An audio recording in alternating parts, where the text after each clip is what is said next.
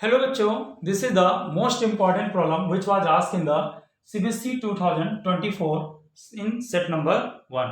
Chemistry के paper में 2024 के पेपर में सेट नंबर 1 में क्वेश्चन नंबर 18 जो पूछा गया है, ये एक ऐसी प्रॉब्लम है जो सिंपल तो है, लेकिन इसमें क्या है, थोड़ी सी कंफ्यूजन की वजह से इसका आंसर बहुत से बच्चों का हो सकता है रॉन्ग आया हो। अगर आपके मार्क्स कम आए तो जरूर समझना कि ये वाला क्वेश्चन आपका गलत हुआ था। तो देखते हैं जिसमें क्या इतनी सिंपल चीज थी जिसकी वजह से आपने मिस्टेक की। हो सकता है आपने मिस्टेक की हो।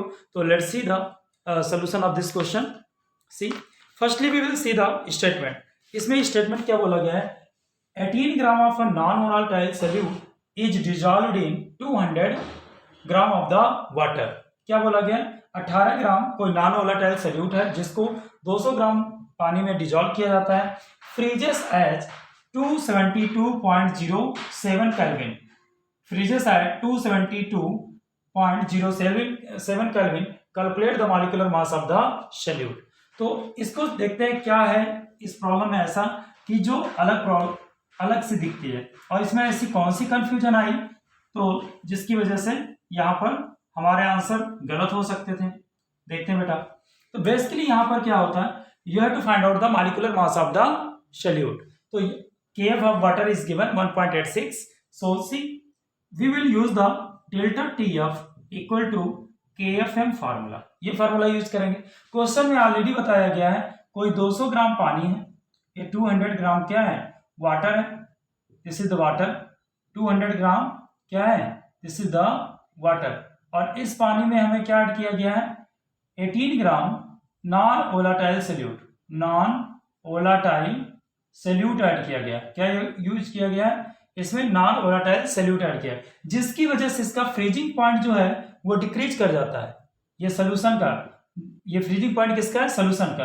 तो डेल्टा TF ये कितना हो जाता है, सॉरी TF केवल फ्रीजिंग पॉइंट ऑफ सोल्यूशन कितना हो जाता है, 272.07 केल्विन हो जाता है।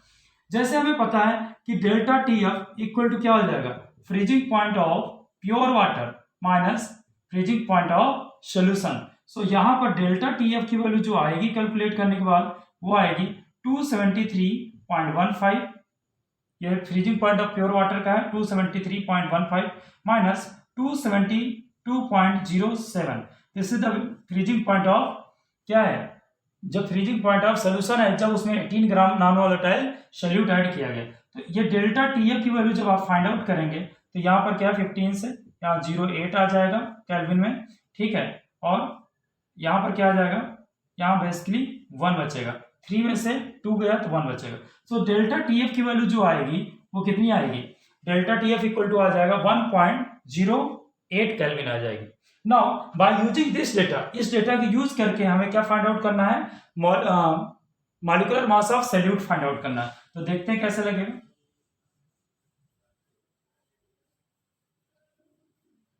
Already we calculated delta TF equal to TF0 minus TF. This is the freezing point of pure water 273.15 minus 272.07 Kelvin. It is 1.08 Kelvin. This is the delta TF value. Delta TF value. Now delta TF equal to, as we see, delta TF equal to KFM. This is the KF freezing point constant and this is the molality. Delta TF equal to the KF into, यहाँ molarity का formula क्या होता है, moles of solute that is the W2 upon M2 upon क्या आ जाएगा 1000 mass of solvent in kg. So this will be the value, this will be the value.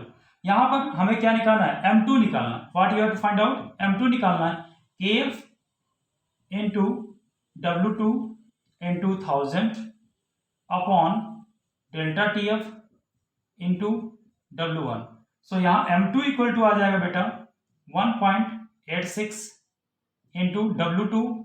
W2 is the mass of solute 18 gram into 1000 upon mass of the solvent is given in the question, that is the water का मास कितना है 200 gram and that of the delta TF की value कितनी दे रखी 1.08। After multiplying divide you will get that 155 gram per mole. So student, the answer will be the 155 gram per मोल. ये आपका answer आएगा जो मॉलिक्यूलर मास आएगा सॉल्यूट का. तो इस तरह आपको लगाना. मोस्ट ऑफ द स्टूडेंट ने गलती कहाँ की होगी? जो गलती हुई होगी डेल्टा टीएफ की वैल्यू को फाइंड आउट करने के लिए. डेल्टा टीएफ इक्वल टू, यहाँ पर क्या दिया गया, हिंट दे रखी 18 ग्राम अगर किसी नॉन वोलेटाइल सॉल्यूट को ऐड करते हैं 200 ग्राम ऑफ द वाटर में, तो ये क्या हो जाएगा, ये जो बनेगा ये टीएफ बनेगा. टीएफ मतलब freezing point of solution. Freezing point of solution कितना रहा? 272.07 केल्विन. और freezing point of the pure water कितना होता है? 273.15 केल्विन. तो डेल्टा टीएफ इक्वल टू क्या हो जाएगा?